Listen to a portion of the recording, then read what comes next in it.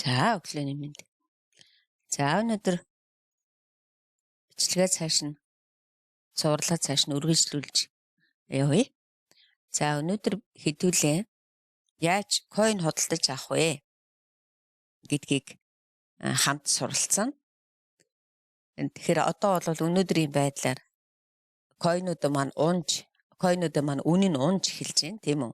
Тэгэхээр яг унж байгаа үед бид нөгөө паниктэж болохгүй. Одоо паниктна гэж юу гэсэн үг гэвэл $45,000 дээр авсан бол $39,000 дээр зарж болохгүй. Харин миний төрүүчийн бичлэгнүүд дээр зөвлөгөө өгч ирсэн би мөнгөө хувааж авч байгаарай гэд. За тэр хувааж авсан мөнгнөөс чинь юм уу эсвэл одоо та нарт койн үлдсэн байгаа тийм үү? Одоо USDT чи хамгийн гол нь USDT үлдсэн байх хэвээр. Бид нэр дандаа койн худалдаж авахдаа USDT юм уу? Эсвэл одоо ийм яг арилжаанд ордог ийм хөдөлтгүү тийм ээ, үнийн дээшээ доошоо хөдөлтгүү юунууд тийм stable coin гэдэг байдаг ч тийм ээ, тийм coin бэлдээд авцсан байх хэвээр. Тэрийгээрээ харин одоо жинхэнэ coin худалдаж авдаг цаг. Би яг энэ төрүүчийн бичлэг дээр хэлжсэн. Одоо яг нэмж авдаг ийм хугацаа ирж байгаа гэсэн. Хэрвээ та $45 дээр авцсан бол одоо $39 дээр дахиад 25 юм уу 50%-аараа coin худалдаж нэмж авах хэвээр. Ингээд нэмж авч явсаар хагаад тэгээд дараа нь дундаж үн гаргах хэвээр. Тийм болохоор биткойны үн мөн бусад койнуудын үн унж байгаа үед зарах биш, харин нэмж авах хэвээр. Энэ техникийг, энэ тактикийг ерөнхийдөө заавалчгүй хэрэгэл сурах ёстой юм байгаа юм аа. За тэгээд одоо манайханд дээд талын энэ wallet, spot wallet-ын дотор чинь янз бүрийн койнууд байж байгаа тийм үү? Зарим нь одоо над шиг трейдээс Ripple оруулаад ирсэн байгаа. Зарим нь одоо янз бүрийн койнууд оруулаад ирсэн байгаа. Эсвэл USDT оруулаад ирсэн. Хамгийн биднэрт гол чухал юм маань USDT байх хэвээр.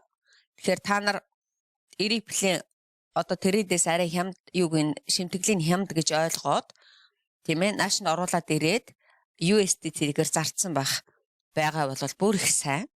Одоо тэгэхээр USDT-гээрээ эргээд coin худалдаж авах хэрэгтэй. За зарим хүмүүс бол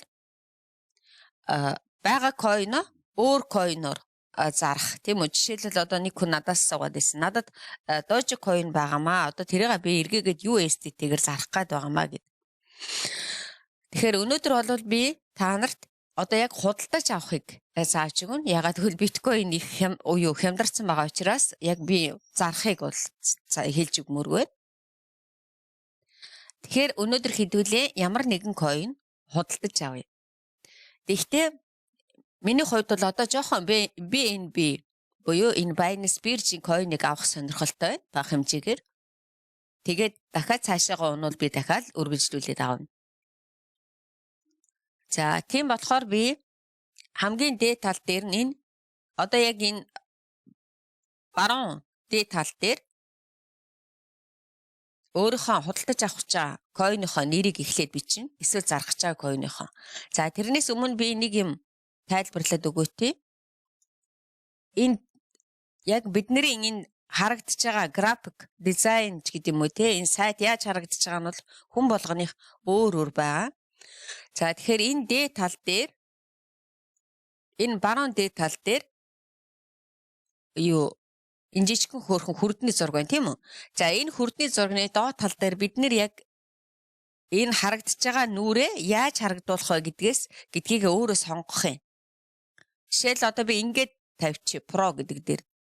За ингээд Pro гэхтэн зэрэг бидний энэ зарах, худалдаж авах маань энэ баруун гарталтай гарч ирээд энэ дунд нь үн нь гарч ирээд энд график гараад ирлээ. Тэгэхээр надад бол энэ жоохон тийм ялангуяа шинэ хүмүүст бол их төвхтөө санагддаг.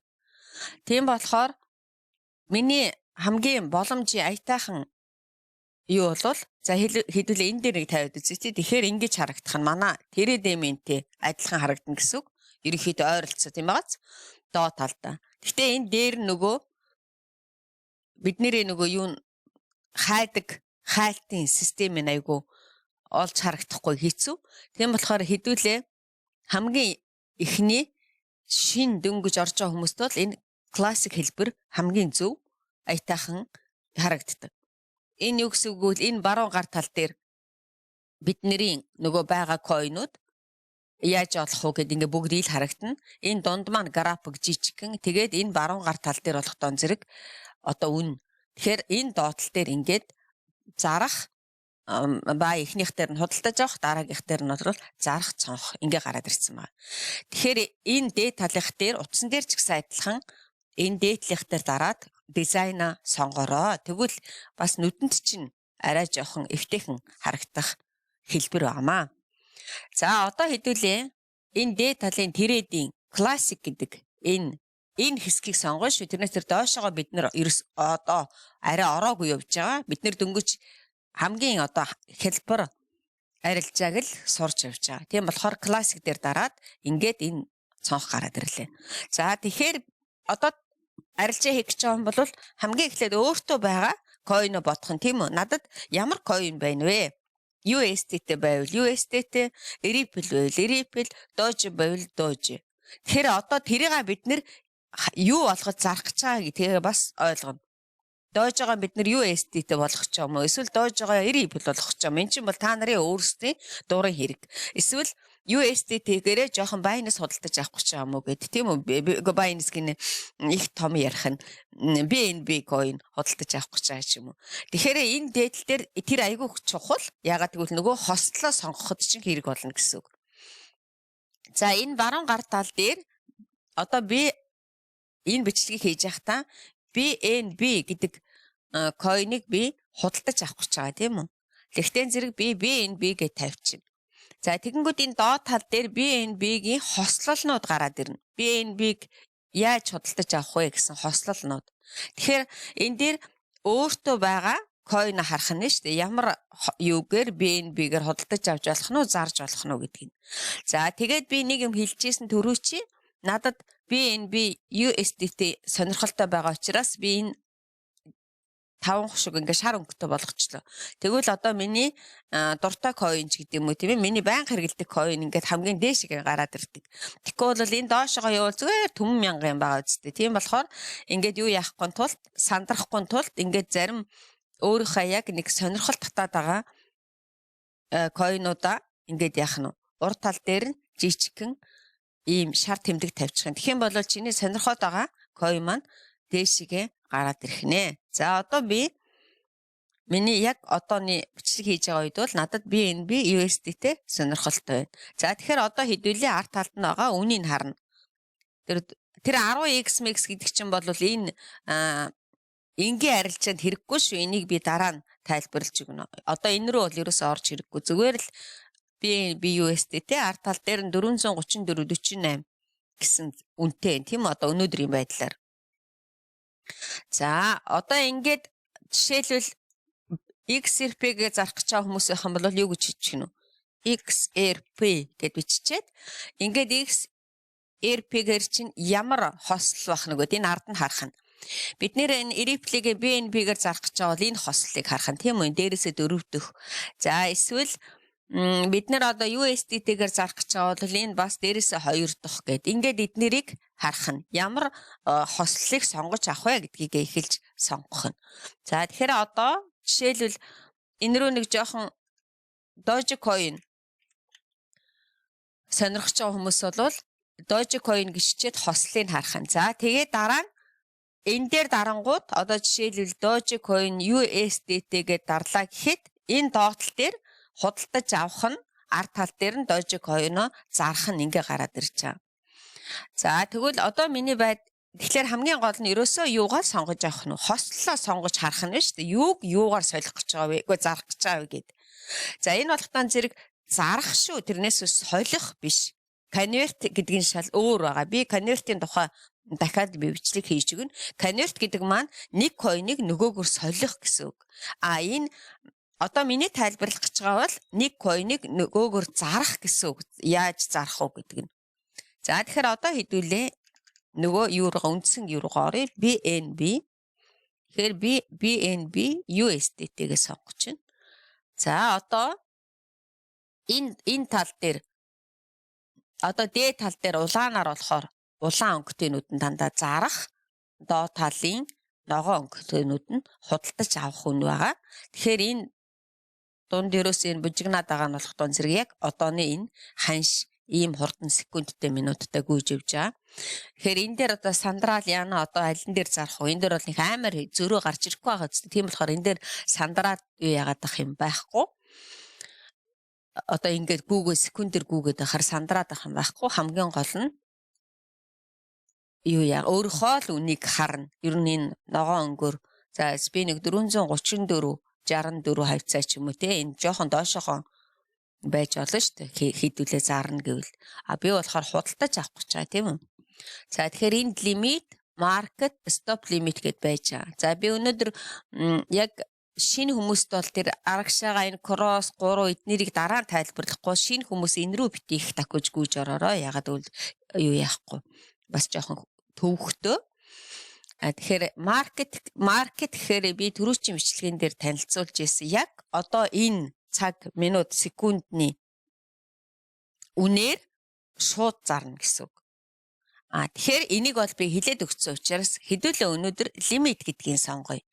За тэгэхээр 400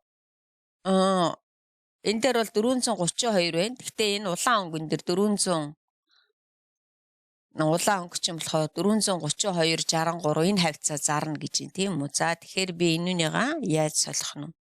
За ойролцоогоор би нэг 432 за 10 дээр энэ хавцаа тавьчаад байж. Одоо та нар тайлбарлаж хоорондоо.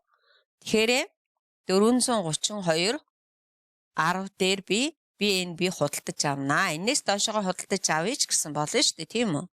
За тэгэхээр хэдий хэмжээний BNB худалдаж авах вэ? Одоо энийгээ хэдүүлээ сонгоно. Нөгөө миний түрүүчийн хэлээд байдаг 100% ер нь бол баг юу яаж авч хэрэггүй байдیں۔ Ер нь одоо ингээд 100% дээр энэ хөдлөөд байгаа юмнуудыг ингээд аргашаа тавих юм бол би ерөөсөө байгаа бүх мөнгөөрөө coin авчна гэсэн үг. Тэгэх юм бол надад нөгөө USDT чи үлдэхгүй гэсэн үг тийм биз дээ. Тэгжээд гиг гэнтэх нөгөө 432-оос доошоо унаа явуучих юм бол би чи одоо нөгөө худалдаж авах юмгүй болчихж шүү дээ тийм ээ. Тэгэхээр одоо хардаа энэ бичлэг хийж байгаа хооронд л 430 гэдэг доошоо унж байгаа үсттэй. Тэгэхээр энэ ингээд хэрвээ сая бид нэр 100% дараа л худалдаад авцсан бол 432 дээр авцсан бол одоо нөгөөдөг чинь үн маань доошоо унаад эхэлж байна тийм ээ. Тэгэхээр чинь биднэрт их юу одоо хайрын санагдана. Тэгэхээр ерөөсөө 100% авч болохгүй нэгдүгээрт. Хоёрдугаарт хэрвээ яараагүй бол эсвэл одоо тэр анализ үзсэн бол аналитик хийдэг хүмүүсийг үзсэн бол ер нь тэр хавцаа одоо унанаа энэ төр гэж яриад байгаа шүү дээ. Гэхдээ би тэрэнд их амар итгэдэггүй. Зарим нь бол таагаалах шиг үдээ, зарим нь бол таадаггүй. Тэгэхээр энэ бол та нарын өөрсдийн хэрэг. Би бол ерөөсөө яг худалдаж авчаал харин тэр үннээсээ л би дээгүүр үнээр зарахыг хичээдэг. 430-д авсан бол 400 530-д юм уу ядаж 470 80 хүрэгжээж л зарах хэвээр. За одоо хэдүүлээ энэ дээр нөгөө юугаа жоохон доошлуул. Ядаж нэг 26% дээр авъя тийм үү. Тэгэхээр чи одоо би дараагийнхаа 432-оор авсан чи би чинь заавалчгүй ядаж нэг за жоохон шуналтыг гэвэл 532 ингэж зарах хэвээр. За энийга хэдэн хувь дээр болгох нь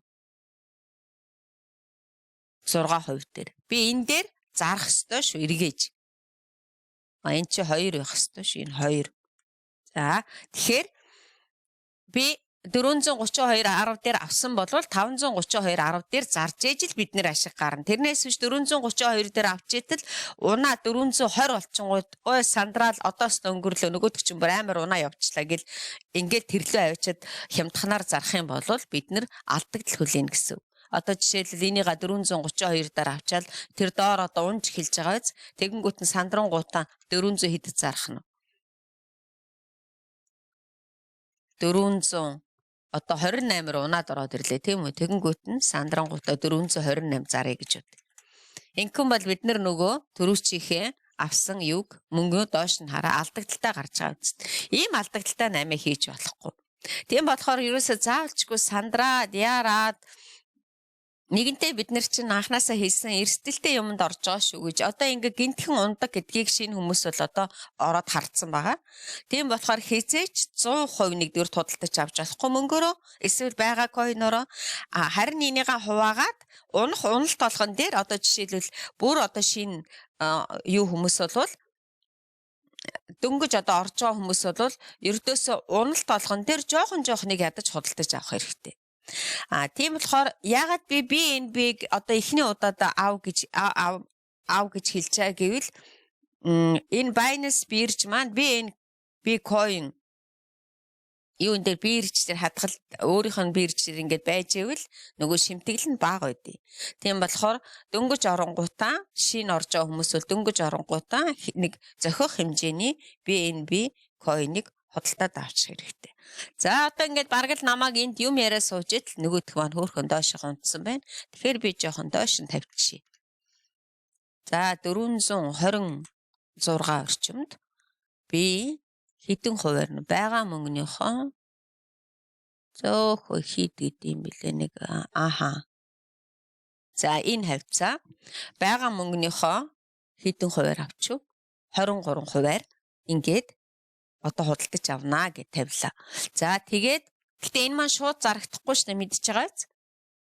Хизээ үн 426 хүрэх 10 хүрч ижил би энийг худалдаж аавна. Тэрнээс биш одоо яг одоогийн байдлаар 430 429 центр гэдэг юм байгааз. Тэгэхээр би бол энэ дээр худалдаж авч чадахгүй. Хүлээг 426-аар унтал нь хүлээгээд байж л байна гэсэн үг. За хэрвээ үнэхээр би яарад байгаа бол шууд энэ дээд талын 430 20 гэдэг тэр улаан өнгөтэйг хамгийн доотлын үн дээр тавих юм бол би шууд худалдаж аавна. Энэ ногоон өнгөний доошоогоо тавих юм бол миний арилжаа хүлээгдээд байж гин гэсэн үг. За одоо ингээд хэдүүлээ. За дараагийнх нь болохдоо зэрэг энэ дээр 426 аль байж байгаа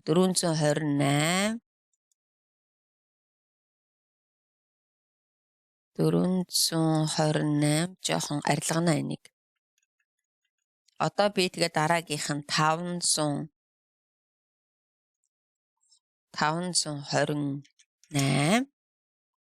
10-т өөр арилгаа хийчихлээ.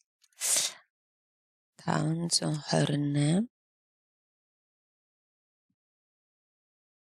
10-т энэ таслал тавих юм биш үү? Цэг бити тавиараа. Таслал тавихгүй бол цэг тавихаар гарч ирэхгүй шүү. Энийг сайн анхаараарай.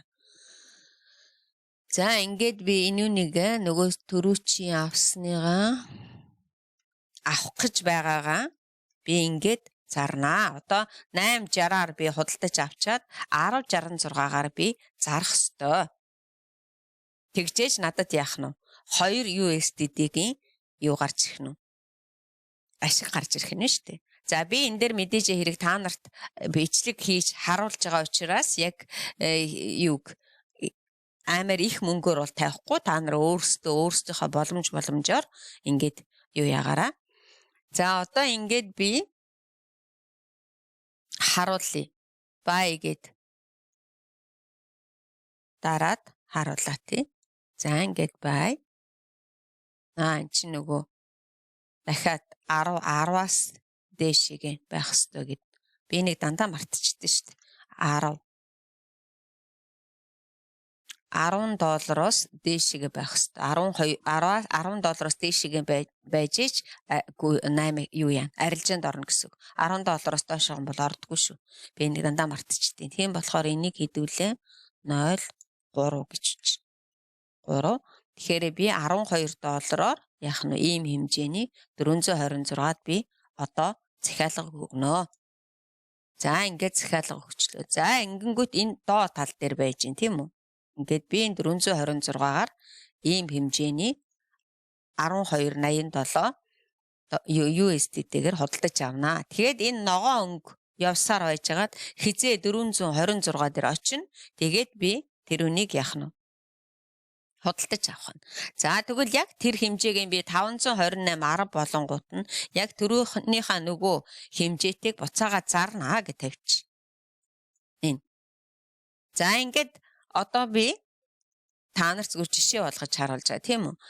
00 3 ийм хэмжээтэйг би 426-аар хэрвээ худалдаж аваад 528 зарах юм бол надад нэг ийм $3 жоохон гарантай ашиг гарах нэ. За тэгэхээр мэдээж хэрэг хизээ 426 хүрэхийг би мэдэхгүй. Ямар ч байсан тавьчаад байж. Өсөө явчих ч магадгүй. Гэхдээ энийг cancel хийж болно.